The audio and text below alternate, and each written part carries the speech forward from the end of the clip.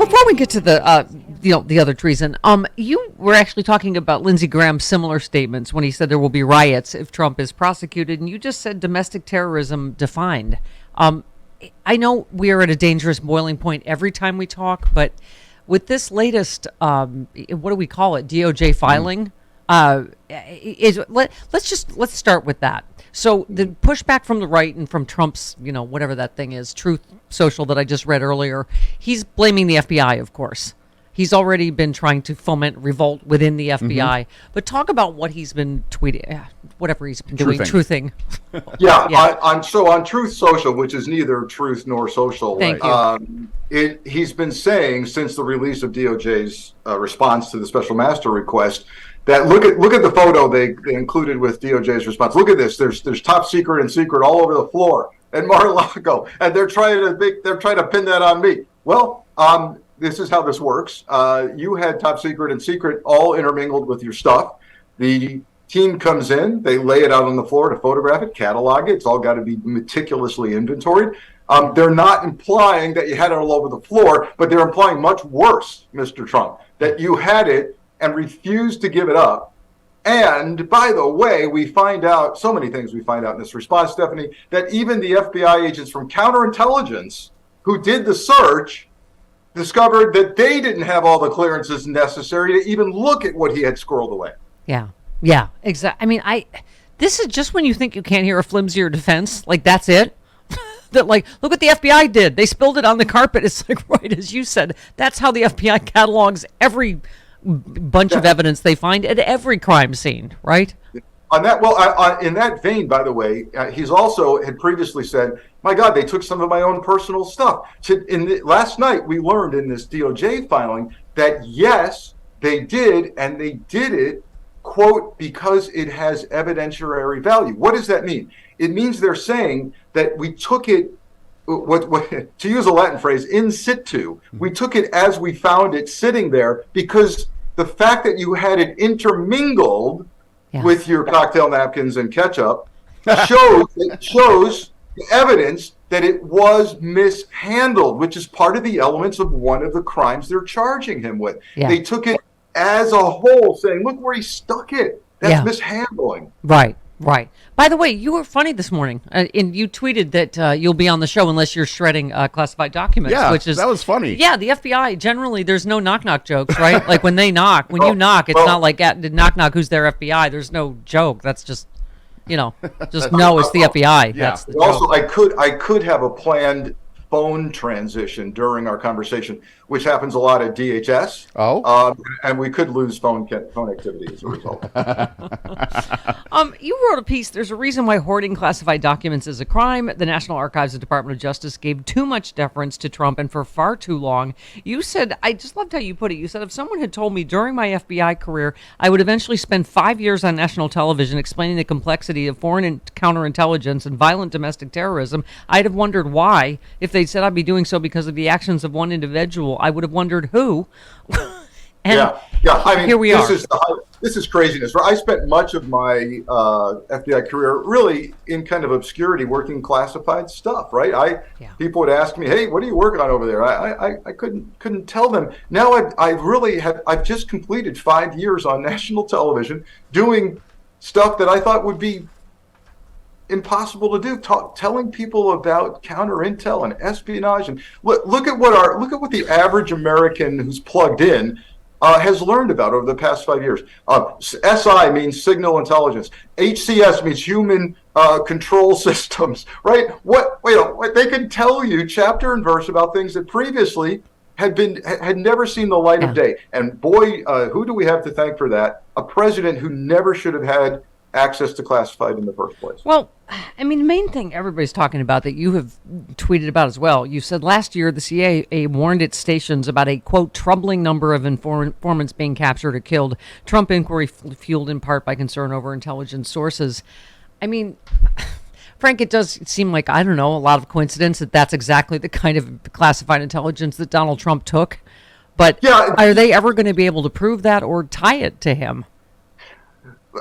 Likely not. I think the New York Times that did an excellent piece on that recently, it was trying not so much to say Trump has passed classified and it's led to people's death, but rather look at the context of how important this kind of information is. If you need any further evidence that what he squirreled away at Mar-a-Lago for a year and a half was gravely serious and potentially damaging to our national security, look at this over here. The CIA has had a problem in the last year with sources dying at very rapid number.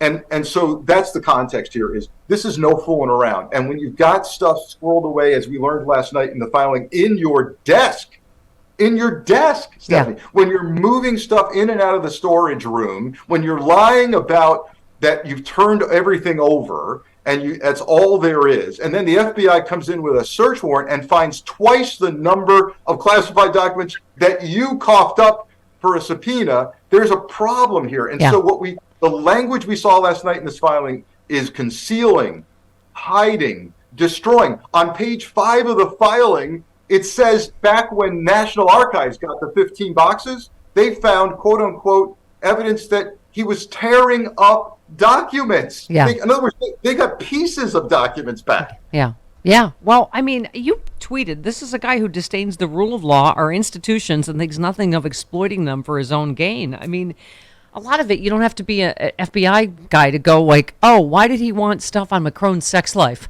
Right? Mm-hmm. You know, you're like, I don't know, was that to give to Marine Le Pen? Like, you just, you know, your mind kind of, I mean, the whole Saudi Arabia stuff. Why did Jared Kushner suddenly get $2 billion? I mean, it's, you know, your mind kind of reels at what he could have done with it, what's going on in Ukraine and how pro-Putin and anti-Ukraine he's always been, right? You wonder, you know, what, your mind reels, doesn't it, at what intelligence he could have shared and with who?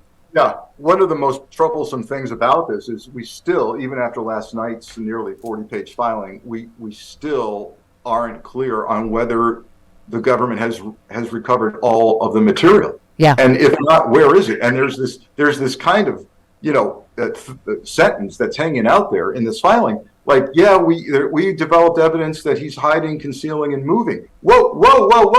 Where is that? Do we have all of it? Where did he move any to? Right. Was it just within Mar-a-Lago? So yes, everything is transactional with Trump.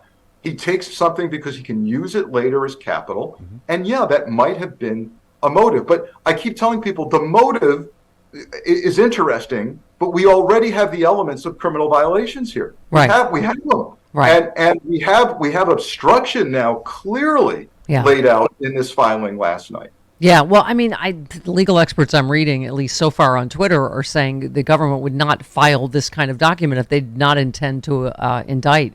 Do you tend to agree? Yeah.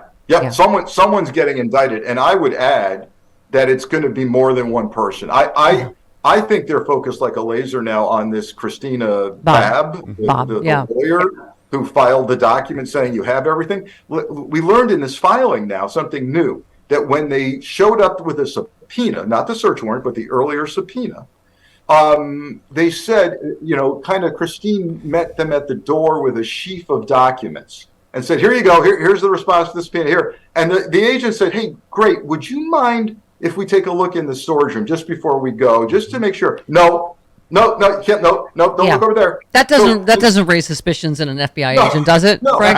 Yeah, not in there. Whatever you do, it's not in there. For sure, don't look there. Whatever you do, don't look in there. Yeah, that's a problem. Has anyone ever said to your face, not in the crawl space, Frank? There is nothing in there. Right. Not the tool shed. Don't go back there. Actually, I've been in a house looking for a fugitive, and his mother goes, well, he's certainly not up in the attic. And then you could hear him kind of crawling around up in the roof. Yeah, okay. Oh, my God.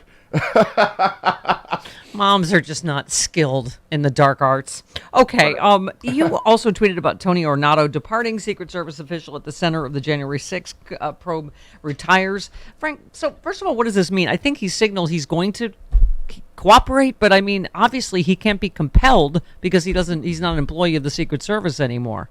But he certainly appears to be at the heart of a lot of stuff that happened on January 6th, does he not? Yeah, we need answers from Tony Ornato. Look, he served, I think, 4 presidents in a protective capacity. The guy served his country But man, he's getting squirrely, and we need answers. And we need answers about what went on January 6th, just prior to and just after. And so I'm struggling with what the retirement means.